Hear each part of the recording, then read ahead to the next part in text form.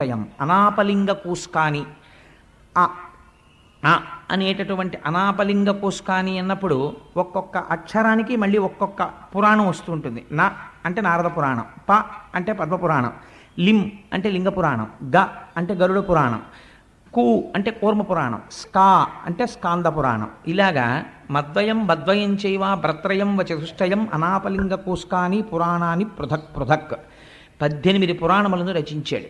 ఈ 18 పురాణములను రచించి తాను వేదములను విభాగము చేసినప్పుడు ఒక్కొక్క వేదము ఒక్కొక్క శిష్యుడికి అప్పచెప్పాడు. వ్యాసుడు చేసినటువంటి సేవ అంతా ఇంత కాదు. మహానుభావుడు అందులో మొట్టమొదటిదైనటువంటి ఋగ్వేదాన్ని పైలుడు అనబడేటటువంటి ఒక శిష్యుడికి పూర్ణంగా నేర్పి ఆయన ఆధిపత్యం వహించాడు దాని శాఖలకి.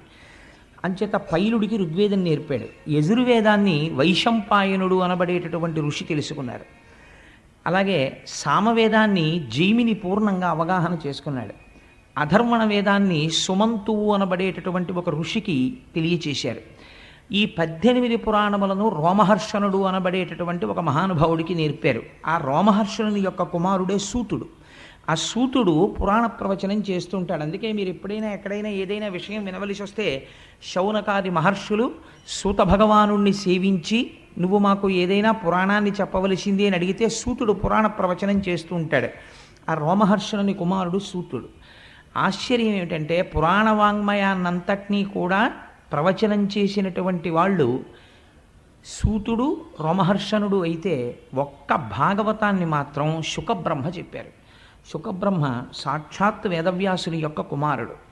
ఆయన పుట్టుక చేతనే అపారమైనటువంటి జ్ఞాన వైరాగ్యములు భక్తి కలిగినటువంటి వాడు. ఎంత వైరాగ్య భావన కలిగిన వాడంటే